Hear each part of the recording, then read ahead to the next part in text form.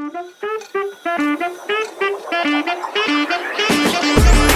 guys, welcome back to the Tearing It Up podcast. Welcome to episode 4. You have me solo today. And y'all, I came in last week to the studio and I tried to record this episode.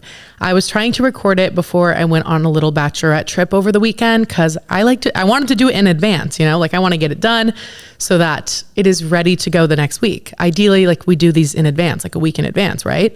I sat down, I started yapping and I was like, I don't know what I'm saying. I got no thoughts. I can't do this. I was just so mental blocked last week. You ever just feel like you have all of these thoughts and these things in your brain and you know that they're there, but you do not know how to articulate them? Because that is me every day of my life. I know I have the thoughts. I know I have the feelings. I know what I want to say, but I cannot articulate it for the life of me. That was how I was doing last week. So I sat down, I tried to record. I think I did 30 minutes. And then all of a sudden I just sat there and I was like, not today. It is not happening for me today. And I just stood up, walked out and left. And I was like, we're going to try again on Monday. So happy Monday. I just got back from a 4-day trip in Florida. I was in 30A for one of my best friend's bachelorette parties. It was my first bachelorette party. This is my first time ever being a bridesmaid. And I'm kind of now just learning what it is to be in a wedding. And it was so much fun, but holy shit, bachelorette parties are not for the weak. I thought a girl's trip was a lot. A bachelorette party is a whole different story. I think the only things that have entered my body in the last 4 days are chips, Nerds gummy clusters, tequila. I think I had 20 Rice Krispie treats. I've never felt so malnourished in my life coming off of that bachelorette party. However, 30A, it is a part of Florida kind of near Destin. We were in Rosemary Beach, is stunning. I didn't even feel like we were in America. It was so gorgeous. It looked like we were in the Bahamas. It's beautiful, clear blue water, white sand beaches. The little town of Rosemary Beach is so cute and charming. If you live in the South or in Texas or whatever, I highly recommend you go because it was a 2-hour flight. And then all of a sudden you're just in this gorgeous destination. I would definitely go back. Highly recommend. There was great restaurants and it was just very cute. If you're looking for just a cute, quiet, relaxing vacation, I highly recommend. There is only one bar in the entire area of that 30A area near Rosemary Beach, according to the locals that live there. There's one place to go out and it is called AJ's. And we went there one night. The line to get in was hundreds of people. It was insane. There was at least 200 people in line to get into this place. One of my friends that was in the bachelorette party did do some negotiating with the bouncer and we did get our little asses in there, thank God. When there is a will, there is a way. However, this bar was raunchy as hell, but raunchy in kind of a fun way, live music. We were dancing. We were there all night. It was actually fun, but it was very raunchy. Tons of bachelorette parties. I was shook at the amount of bachelorette parties in this area. There was one around every single corner. So it's definitely a bachelorette destination, kind of like Austin is. I got back yesterday at 12 o'clock and Rafa picked me up from the airport. He surprised me with flowers. He took a garden gummy. The rest was history. I've been sleeping all night and now I'm up. And I'm here and I'm refreshed from my bachelorette weekend. And guess what we're covering today? We are tearing up a big life moment for me and for Rafa, which is us moving in together. So today I want to tear up moving in with your partner. I want to talk about lessons that I learned living alone because I've lived alone the last 2 years. I also want to talk about when I first moved to Austin, I moved here with an ex-boyfriend and we lived together for 1 year before our relationship ended. And I learned a lot of lessons in that year of living with someone that I want to share today. And that now I'm taking those lessons that I learned from the previous relationship and I'm going to bring them into this relationship. And it's funny because after that relationship, I kind of swore I don't think I will live with another man until I damn near have a ring on my finger. Because there's just something so weird about living with someone because that's just such an intimate thing to do. It's such a big step in a relationship. And then the relationship not working out that it kind of scarred me in the sense of I don't know if I'm going to be able to live with like another boyfriend. I feel like he'll have to be like my fiance or something to do that again, because I don't want to live with another partner and have it go south and have it not work out and be like, damn, like such a big thing in a relationship and a big thing in your life. Like you are conjoining lives. And I just didn't want to do it again unless I really knew like this is my person. This is who I want to be with for the rest of my life, which I really do with my current boyfriend. So I do feel that way. So I do think that we're both ready to live together. But I want to tell you about like the conversations we had, how we kind of knew it was time, the boundaries we set, what we're looking forward to. We're going to tear all of those things up today in episode 4. So I hope y'all are ready. But before I get into this, I just have to say, you guys, I have launched 3 episodes so far of the Tearing It Up podcast, and I am so incredibly overwhelmed with the support and the reactions from y'all, from my friends, from my family, from people close to me. I am truly like, I am gagged. I never in a million years thought when I launched this, like it would really get hardly any traction. I really did not think so. Like I thought it was just going to be like, oh, we have another bitch here with a podcast. Who gives a fuck? That was truly what I thought was going to happen. But I was like, I'm just going to do it anyways and see, like whatever. And I am really shook at just the amount of love I have received and support from you guys. And today, this morning, when I was trying to think like, okay, what am I going to talk about today? How is this going to go? I was having so many just like these self-doubt feelings, being like, oh, I don't know. I don't feel smart enough to do this. I don't feel intelligent enough to do this. I don't feel like I have the right words. I don't feel like I have best advice. I don't have the best experience. Like I was just having all these moments on my walk this morning of like doubt. And then someone posted on their Instagram story a screenshot of the podcast and was like, new favorite podcast, and tagged me. And I was like, are you kidding me? Are you kidding me? Like this person likes it. Like, and for a second there, I just was like, oh my God, like snap out of it. You can fucking do this. Like people do like what you're putting out there. You don't need to be just criticizing every single little thought and thing that you do. Because I have been doing a lot of that. I really have. I sat down last week and I tried to record this episode.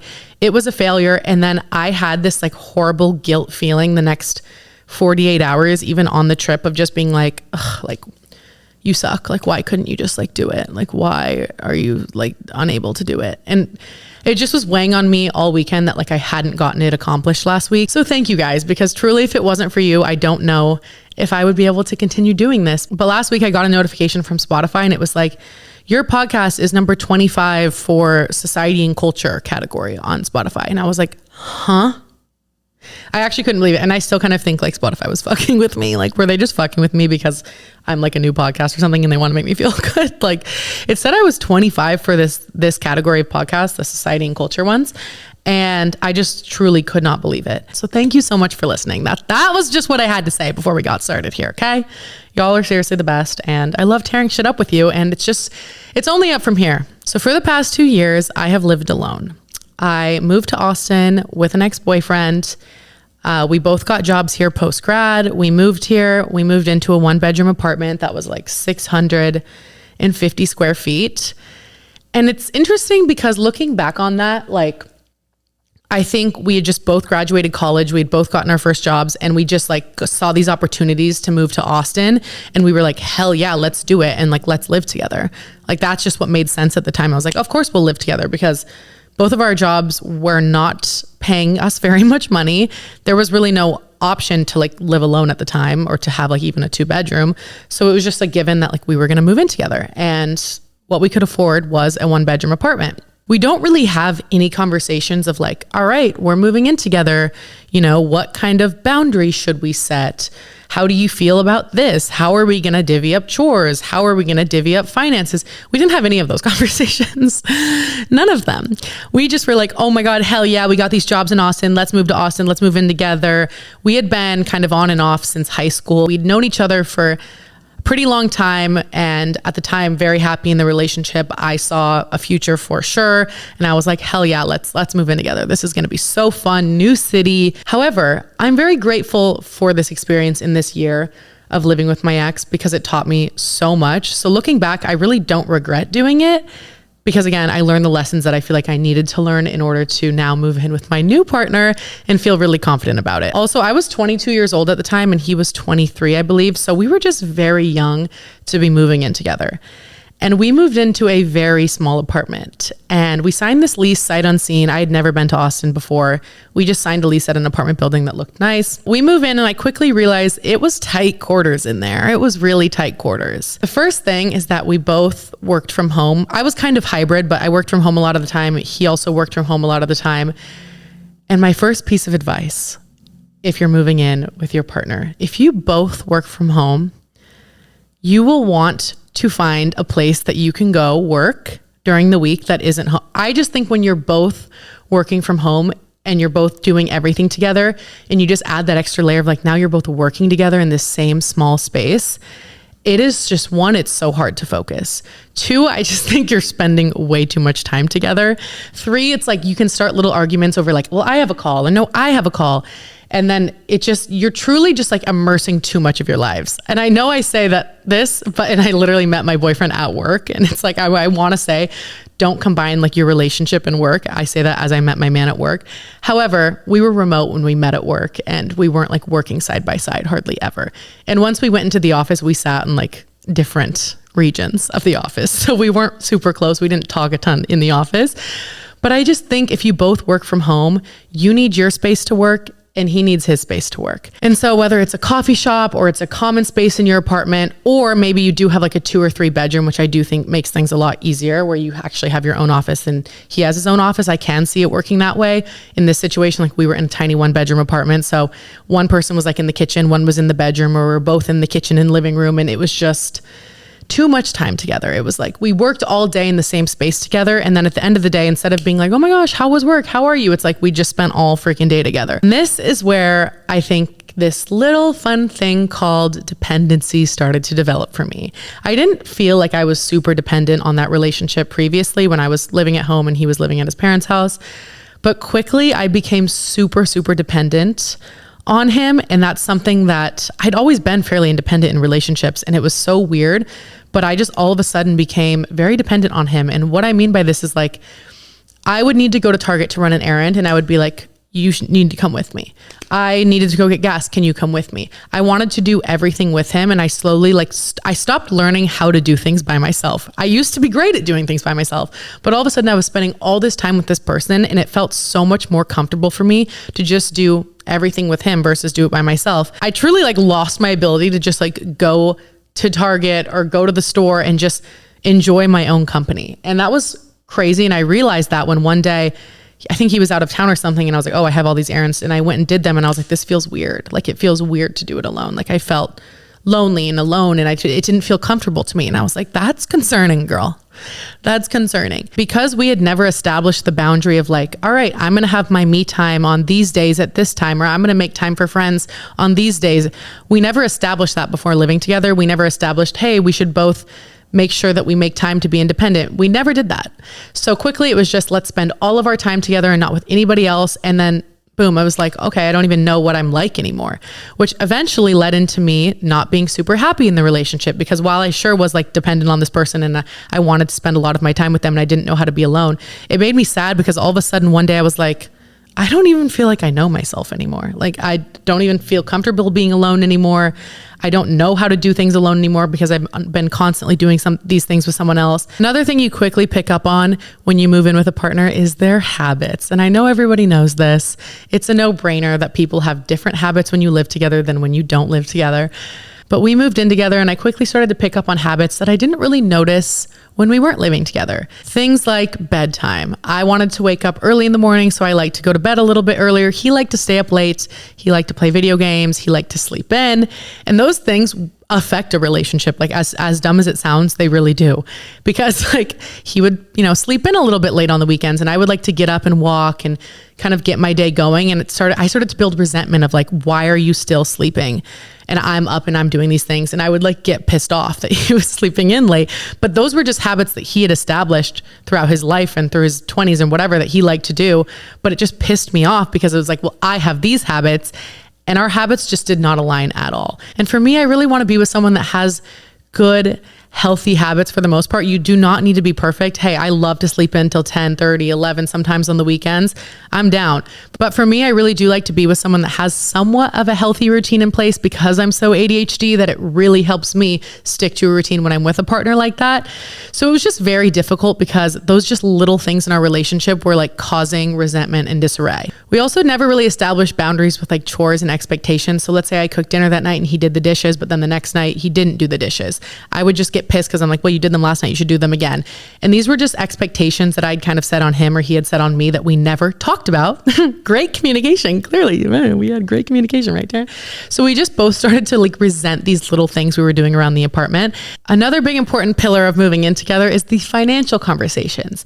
And I think because we were so green and new, and these were our first corporate jobs and our first time really making any sort of kind of money in our lives, we didn't really think to have these conversations because I think we were both kind of figuring out what even our finances were. And at the time, I was not even hardly saving any money at all, just trying to like pay rent and pay the generic bills. So the financial conversations was something we did not discuss enough beforehand. And this is just so important when moving in with someone, because let's say I want some ridiculously expensive chair and he could give a shit about the chair. He can go get what he wants, one from fucking IKEA, like $100 chair from IKEA, and that'll suit him. But I want this like stupid chair or whatever it is. Am I expected to buy the chair then because I want it? Are we going to split things 50-50? Oh, let's say maybe he makes more money than I do. Should he pay more rent than I do? Or he wants to buy a bunch of random shit at the grocery store, but I only want these things. Should we still split it? Those are all conversations you have to have before moving in with one another. Because again, these were things we didn't really talk about too much. We just kind of went into it blind. First time we ever grocery shopped, oh my God, we got into this huge fight because I was like, well, I'm buying these things for me. And he was like, well, I want these things. And it literally just caused us to bicker and fight. And I remember I got so pissed that I was like, I'm sitting in the car. I'm not even going into the grocery store. And I just sat in the car and I was like, you can go shop for yourself, because I was so pissed. And it was because we had poor communication around these topics. So at the end of the day, we were just not really aligned financially with what the expectations were there. But I think the number one thing I take away from that year from living together, it's not having different expectations when it comes to finances. It's not realizing we both have very different habits and disliking each other's habits in different ways. It's not splitting up the chores. It's not both working from the same space. It was the fact that we just had developed such a dependency on one another and we're just spending way too much time together. And it is so important to maintain yourself in a relationship in general, but it is even more important to focus on maintaining yourself in a relationship once you live together, because it is so easy to just spend all your time together, to start doing everything together. I almost felt weird when I went and hung out with my friends. I was like, oh, what's he doing? He's back at home alone. Like I should be there hanging out with him. And I know that sounds silly, but it's true. And that ultimately led to its downfall, because I was like, I've become so dependent on this relationship that I don't even know who I am anymore. And I'm 23 years old and I need to go explore that. Like, I don't want to feel this way anymore. And I left that relationship being like, I'm going to go live alone. I'm going to go figure myself out. I'm going to go find out who Taryn is by herself in her 20s. And I'm not living with a man again until I know I'm getting married to him, because I don't want this to fail again. It was just such an intimate thing to do with one another. Like, we were living in the same space, sleeping in the same bed every night. And then I was like, oh my God, that failed. And now I'm starting over and figuring out myself and living alone again. And it just felt so weird. And I was like, I don't want to do it. I don't want to do it ever again. But here my ass is getting ready to move in with my boyfriend again, even though I said I wouldn't. I was like, I'm going to be like 29 by the next time I live with a man. But here my sappy ass is so excited to move in with my current boyfriend. However, before we get into all that, I do want to talk about just the little bit of reflections on the last 2 years living alone and what I've learned and the benefits of it, because it was very scary. I was like, damn, I just went from this whole year of spending every single day with someone, always having someone here when I came home, always having someone to go do something with. And now I'm just alone in an apartment. And it felt very weird. But I will say, getting my 2 cats helped so much. I cannot imagine living alone without my pets and just being truly in solitude in my apartment. I think having pets is crucial for me to feel happy living alone. And it was scary at first. It really was. I had a lot of lonely nights. It felt really weird to sleep alone. I felt scared a lot of the nights. Just like, it is scary to sleep alone in an apartment as a girl. It is scary. I also watch way too much true crime. So I was just like, there was nights where I'm like, I'm scared. Like I want someone here, but obviously there was no one coming, babe. Like, you were single living alone. And I almost had to reteach myself how to do things by myself. And truly it was just like exposure therapy. I was like, all right, bitch, like you're going to do these errands today and these things alone. And I know that sounds stupid. It's like, bitch, you can go to fucking Target alone. You can, whatever. But I hadn't done it in so long. I'd done everything with this partner that I'd forgotten how to exist in society alone, like truly. So it was true exposure therapy where I just forced myself to go out and get takeout alone and like actually sit and eat it. I forced myself to go do things by myself. It took months and months and months until I got comfortable with it. At first I was like, this sucks. And there was a lot of times where I was like, just really sad that I was single and living alone and that I was coming back and that there was no one there. But if you just keep doing it, just like this podcast or just like literally anything in life, that if you just keep exposing yourself and keep doing it over and over again, it just becomes the normal and it starts to feel comfortable again. And I actually really, really, really started to love living alone after a few months there. I was like, this is amazing. I can do whatever the fuck I want. I can walk around butt ass naked. I can play my music as loud as I want. Literally, I could do anything I wanted. And I had always lived with roommates. In college, I always lived with roommates. Before that, I lived at home. Then I lived with a partner. So I had never truly been alone in a space before. And I kind of had this flip switch where I was like, okay, instead of being like, oh, I'm so sad and lonely, I have no one to talk to, I was just like, why don't you just embrace this time in your life, this only time in your life? Like it's probably going to be a fairly short period of time, a few years, whatever it is in your 20s, that you get to live alone before, I don't know, maybe you get married or whatever, live with a partner again. So literally just embrace this time to be by yourself. And that flip kind of switched for me a few months after moving in by myself. And y'all, I just loved the like autonomy and the control that I had over my space. One being decor wise, I can decorate however I want. I can have all my girly shit. I can have my skincare all over the counter. I can have, you know, my hairbrushes sitting out, and I'm fairly clean, but you know what I mean? Like there's a lot of these things that men bitch about. Like my hair extensions were laying on the counter and there was no one bitching at me about it. You know what I mean? Those kinds of things, like the autonomy and control when it comes to like decor, routines, my daily habits, and just being able to do all these things without compromise was so nice. I was like, I can just be selfish in my own space. I can buy the decor I want. I can eat a fucking girl dinner. I can eat green beans and a cream cheese bagel for dinner, and no one is bitching at me about it. No one's like, I need a steak and 48 grams of protein. Although I do love me a high protein dinner. I'm not gonna lie, but you know what I mean? I can eat a fucking cream cheese bagel for dinner, and that was that. I just loved that. I thought that was beautiful. I truly believe the last few years living alone was so crucial into shaping who I am today. I don't think I ever would have started social media if it wasn't for living alone. I remember when I was living with my ex, I really wanted to do it, but I was like, oh my God, it's so embarrassing to like make videos and film videos like with him here. And like we're in such a small space and I didn't have any privacy. So I didn't really do it hardly at all. Sometimes I would make a video here and there, but they were always like really just like basic, you know, like trends. Like I rarely ever like talked on camera or anything like that. And then once I moved in by myself, I was like, oh my God, I have all this space to explore my passions and the things that I want to do. And I can try social media and I can start a YouTube and I can try all these things because I feel very comfortable that, you know, there weren't eyes on me. There weren't people listening to me. Luckily, after a while in my relationship with Rafa, I did become a lot more comfortable like making videos and doing voiceovers and speaking to the camera in front of him. But it was not that way at first. Like, do not be fooled. It was not that way at first. Like I actually got a memory on my TikTok yesterday of an old draft. And it was me being like, then my boyfriend and I went to South Congress, and I was like so shy to make content in front of him. So I also think a huge benefit of living alone is just being able to explore passions or side projects or things you want to do without judgment and without anyone else listening in or watching you do it. You can just explore whatever that is you want to explore, whether it's art or it's social media or it's a podcast or it's singing or it's music. And that was huge. So the last 2 years is really when I invested into doing social media and starting to make content and starting my YouTube and all those things. And I think it would have been very difficult for me to do with a partner, especially when I was starting out and I was a little scared, a little insecure about it. I didn't quite feel comfortable yet. So those are really some of the main benefits looking back at the past 2 years and how it's really shaped me into who I am today. It has been really fun. There has been lonely days, but that's just part of life. Like you have to accept that you're going to be lonely and there's going to be days where you're like, damn, I really wish someone was here right now, or I'm kind of feeling uncomfortable being in my own head, but that's okay. That's okay. That's all part of maturing. That's all part of growing up. And it is crazy how much you learn about yourself, just having to spend time with yourself, develop your own routines, figure out what works for you. And it's been a really, really amazing 2 years. I think after 2 years of dating, we both just kind of felt this like mutual readiness that we were at that next point. we had a really strong and healthy relationship just dating and living separately. And we both kind of looked at each other one day and we were like, should we move in together? And this was a few months ago, because we really had not had these conversations until like up into a couple of months ago. And we kind of were like, I think we should move in together.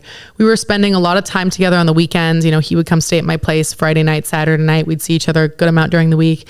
And I never once was like, oh, I want him to leave. Like, oh, I need my space from you. Ugh, like I never felt that way. I was always like, I really like having you here. You always pull your weight, even when we're at my place.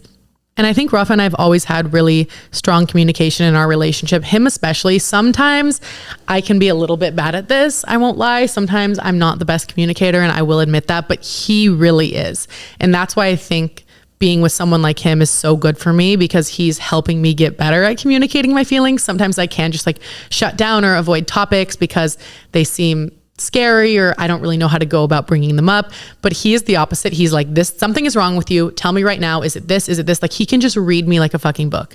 And we have very strong communication. And I've known that for the entirety of the relationship. So I was like, I think that we're ready. And I think that we can start having these conversations. So we bring it up and we start having these conversations.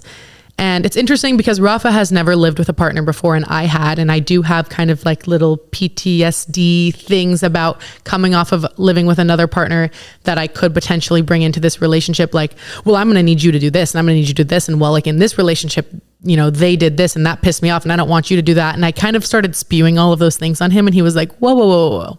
I am not that same person. First off, like you can't instantly think that I'm going to be just like they are, or I'm going to do all of those things. Like I get you have these, I don't want to say PTSD, but like, you know what I mean? Like it's not PTSD, but like past things from a relationship. It's not traumas. Like it isn't traumas that we would argue over who the fuck was doing the dishes, but you get what I mean? Like I had these ideals or whatever from my past relationship that I kind of spewed on him right from the jump. He really openly let me explain all of the kind of things that bothered me from living with a previous partner and how they made me feel and why it didn't work. And he took all of those things into account and really listened to them and was like, okay. So you didn't like this, you didn't like that, your expectations this. He took all of those things into account. He's like, just tell me everything. Tell me everything. Let's talk about it. And we had hour-long conversations, multiple of these. We really kind of laid out what our expectations were going to be chore-wise. And when it comes to that, something that I think is really healthy that we talked about is that it just doesn't always have to be 50-50. You know what I mean? I don't think if I cook, you have to do the dishes, or if you did the laundry last week, then I need to do it next week. It's just, it doesn't have to be that way.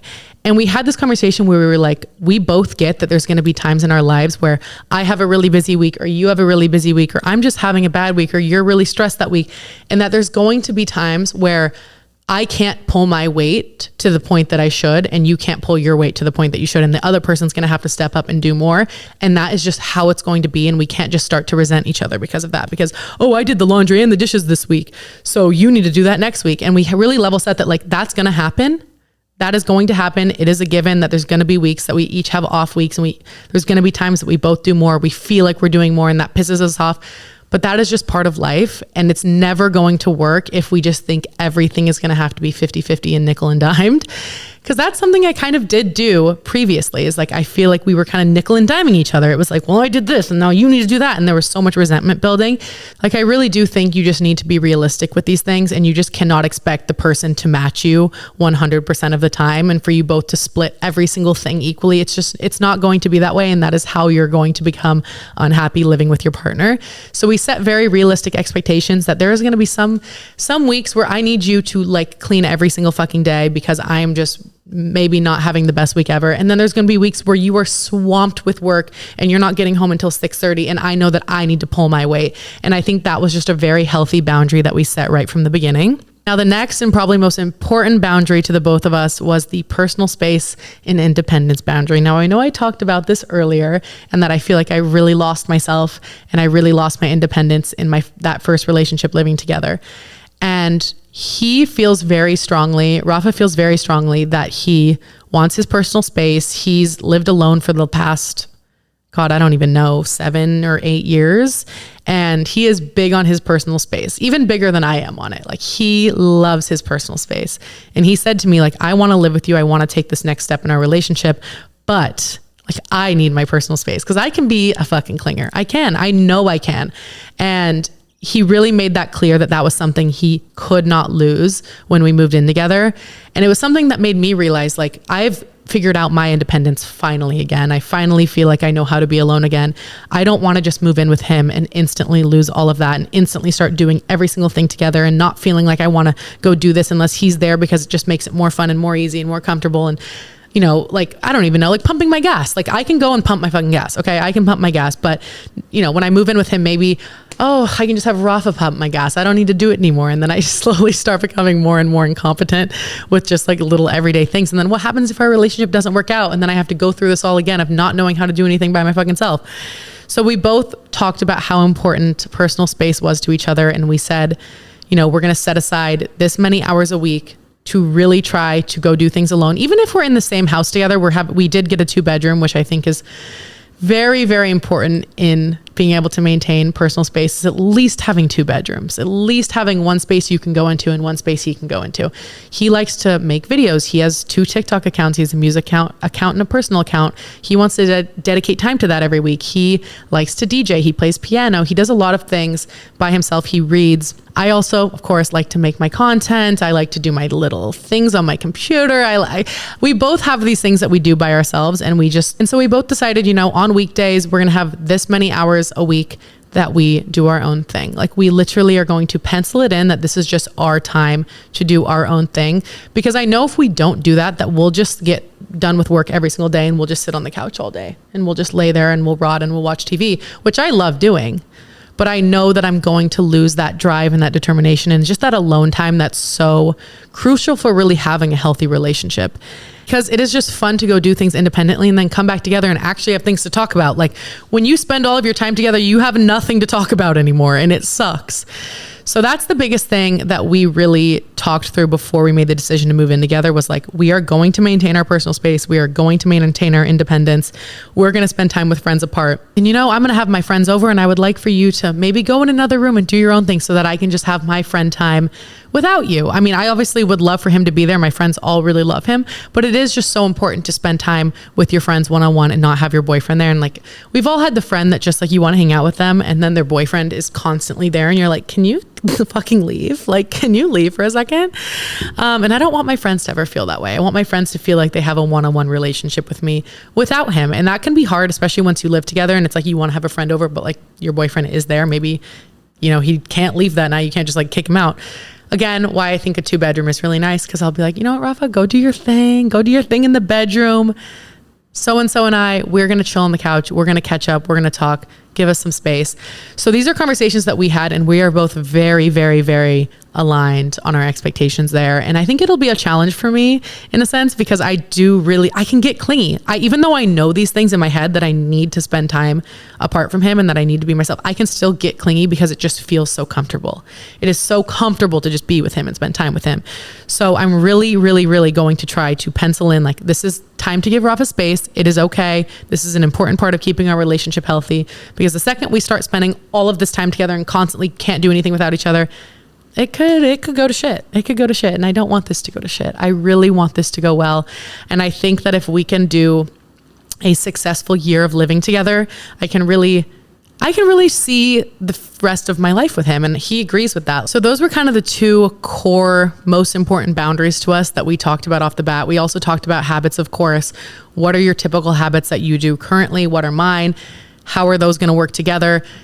One being, like, he works in an office 4 days a week. He has a very strict, like, bedtime morning routine. He works out, he goes to the office, he comes home, he makes dinner.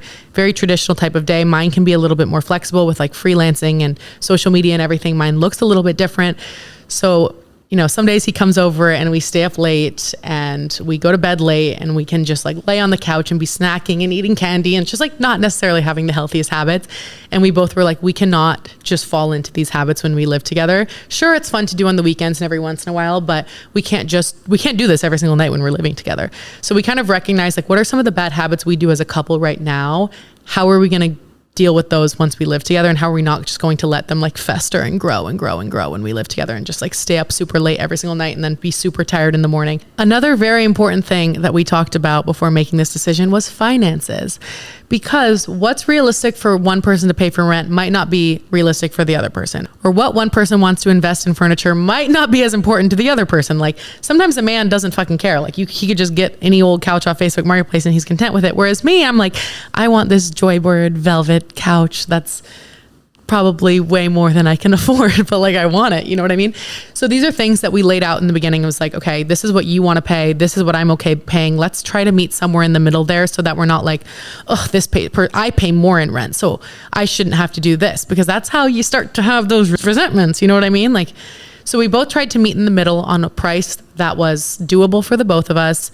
He compromised a little bit. I compromised a little bit. I have a lot more stuff than he has. So I really value like a bigger space where I can store more things. He has like not that much stuff at all. He does not need a fucking walk-in closet or anything like that. So these were all things that we had to talk about. It really all comes down to just communication and being open and honest with what you want, what you expect, what pisses you off. And just be super, super honest. Be as honest as possible and don't sugarcoat that shit just because, oh, I just want to move in together. I just want this to work. So I'm just going to say that I'm okay with this when I'm not, because trust me, it's going to come out later. And now this brings us to some things that I am looking forward to as Rafa and I enter this new chapter of our relationship. Honestly, I think the thing I'm looking forward to the most is just seeing how we show up for one another. I think we already show up for one another a lot in our day-to-day, but living together is a whole different situation, because there's going to be weeks where I need more from him or I need less from him. I'm excited to have more space. This place that we're moving into is quite a bit bigger than my current apartment. I'm excited for the cats to have more space. I'm excited to have a little area to put the litter boxes that isn't right in my fucking bathroom. And honestly, I'm excited to just have less responsibility. Right now, I obviously do everything in my own apartment, the laundry, the dishes, the cooking, whatever. I'm excited to not have to do everything anymore, to be able to split this up between two people. I think that is such a benefit of living with a partner, is just having help. And I'm excited to just do little, cute little go out of my way acts of service for him to make him feel loved. I know he'll do it for me, that I don't really do in our daily lives because we don't live together. Like, I don't know, maybe making him a little lunch for work that day, a little breakfast. So that is kind of that, y'all. We tore up the moving in together topic today, the boundaries we set, the lessons that I learned from living with a past partner. I wanted to talk through these things with you guys and share kind of my perspective on them. And I'm just really looking forward to this next chapter in our relationship. And I'm going to have Rafa on the podcast soon after we move in together. And we're going to talk all about kind of that first month or so of how it's gone and making the adjustments. And we're going to provide y'all an update from the both of us. I don't know about you, but I can't wait for the moving content. I'm going to make so much like interior design, moving, decorating content, how I'm styling the space, making it a cozy little home, making the cats their cute little space. I'm bringing my big cat tree, everything. I can't wait for the moving content. I am so, so, so excited. But anyways, thank you guys so much for listening today. Thank you guys so much for the support on the podcast this far. I love y'all. And I will see you guys on the next episode of Tearing It Up with your host, me, Taryn Lamb. Toodaloo. Can't wait to show you guys the new apartment.